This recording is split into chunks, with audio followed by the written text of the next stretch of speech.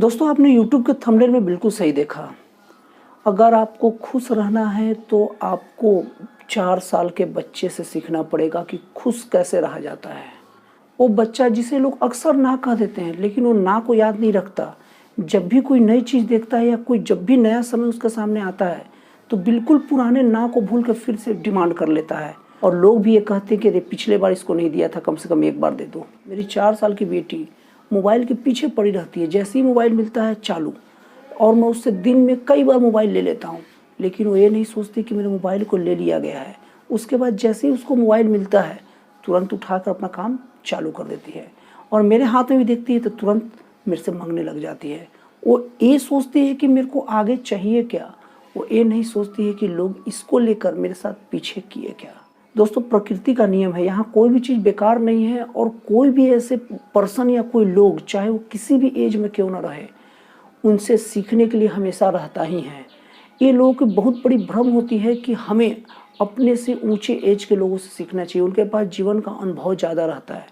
लेकिन अनुभव की बात तो ठीक है, मैं ये नहीं कहता कि उनसे नहीं सीखना चाहिए, बिल्कुल सीखना चाहिए, लेकिन हमें अपने से कम एज के लोगों से भी सीखना चाहिए, क्योंकि हो सकता है कि उस एज को हम जंप कर चुके हैं और उस चीज़ को अपनी फीलिंग में नहीं ला पा रहे हैं। आप खुद सोचिए, आप भी जब बच्चे होंगे तो आपको कई कई बार लोग चीज़ों के लिए मना किए होंगे, लेकिन आप जब भूल के फिर वो चीज़ की डिमांड किए होंगे, और लोग जब उस डिमांड को पूरा कर दिए होंगे, तो उस वक्त आपके दिमाग में थोड़ा भी ये बात नहीं आता होगा कि अरे यार, उस वक्त उन्होंने मुझे नहीं दिया, मैं अभी नहीं लूँगा, जाओ।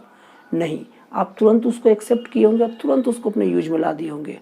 तो उस वक्त आपको केवल उस चीज़ का आनंद आ रहा होगा, पुराने चीज़ का मलाल नहीं। और अब हम बड़े हो गए हैं, हम समझदार हो गए हैं, इसलिए जब कोई रिलेटिव हमें जब कोई कुछ बोल देता है ना, तो हम उसकी बात को कई कई दिन तक अपने दिल में लेकर रखते हैं। ये नहीं सोचते कि वो किन परिस्थितियों में बोले और उनका मूड क्या था। जरा सोचिए, इस दुनिया का सबसे महत्वपूर्ण चीज़ होता है हमारे मन का प्रसन्न हो जाना, और हमारे रिश्तेदार या हमारे ऐसे मित्र जो हमेशा हमारे मन को प्रसन्नचित्त रखते हैं, वो अगर हमें थोड़ा भी कुछ उल्टा सीधा बोल दे, तो हम इतना लंबा सोचने की सोच भी कैसे सकते हैं। हमें कैसे सोच सकते हैं कि उनकी छोटी सी बात के कारण, अगर छोटी सी उनसे कोई गलती हो भी गई, तो हम उनसे 2 साल 3 साल तक अलग रहे, और ये खुश भी होते हैं कि अब देखा, मैं उससे 2 साल 3 साल तक बात नहीं किया। ये खुशी का बात है। भले ही हम ये बात बोल देते हैं कि एक बार बोला तो हम उससे 2 साल 3 साल तक अलग हो गए, बातचीत नहीं किए, और हम इसे अपने समझदारी के रूप में भी याद करते हैं, लेकिन क्या सचमुच समझदारी है? जो लोग हमें छोटी छोटी बातों में गहन आनंद का अनुभव कराते थे, बेशकीमती आनंद देते थे, उनकी एक छोटी सी बात के लिए हम इतने सालों तक उनसे दूर रह गए, हम वो आनंद से वंचित रह गए। तो हमारी खुशियों का, हमारे आनंद का सबसे बड़ा स्रोत हमारे अगल बगल के लोग होते हैं, और अगर हम उन्हें अलग करते हैं तो हम अपने आनंद के स्रोत को बंद कर देते हैं। ठीक वैसी चीज़ें, जैसे कोई नदी हमारे घर के आसपास से गुजरती है, हमारी खेतों के आसपास से गुजरती है, लेकिन हम वो नदी को ही जब बंद कर दे, आगे ढक दे किसी कारण से, तो हमारी खेतों में पानी नहीं आएगा। उसी तरह आनंद का मेन स्रोत हमारे अगल बगल के लोग ही होते हैं, और हम छोटी छोटी बातों को लेकर हम उनसे दूरी बना लेते हैं, और उसके बाद हम कोई खुश नहीं रहते हैं, हम एक अजीब सा दुख के जंजाल में फंस जाते हैं। इस चीज़ को समझने के लिए हमें हवाई जहाज़ का एग्जाम्पल लेना पड़ेगा।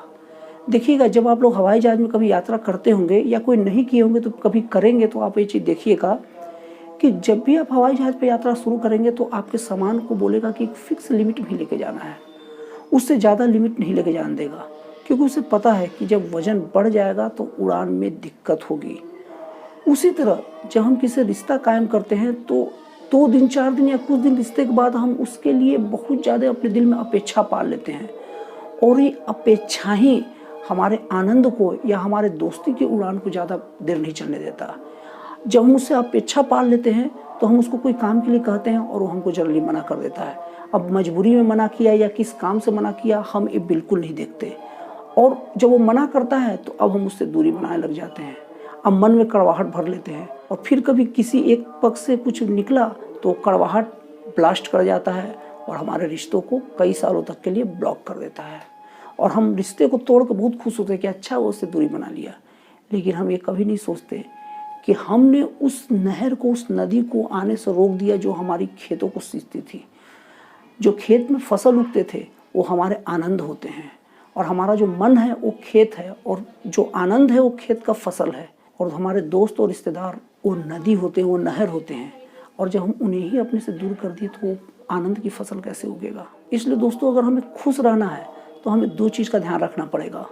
सबसे पहली बात, अपने सारे मित्रों से ज़्यादा अपेक्षा नहीं रखनी पड़ेगी, और दूसरी बात, हमें ये बात समझा कर भी रखना पड़ेगा कि जो मित्र हमें इतना आनंद दे रहे हैं, इतना सुकून दे रहे हैं, वो एक बार कुछ अगर गलत बोल भी दिए तो हमें उन गलत बातों को न देख के हमें उनके द्वारा दी गई आनंद को याद रखना चाहिए। तो दोस्तों, फाइनली मेरे वीडियो का सार ये है कि अगर हमें खुश और प्रसन्न हमेशा रहना है तो हमें अपने दोस्तों की थोड़ी बहुत कड़वी बात या थोड़ी बहुत मनमुटाव या नखरे को नेगलेक्ट कर देना चाहिए, और हमें अपनी लाइफ में आनंदित रहना चाहिए।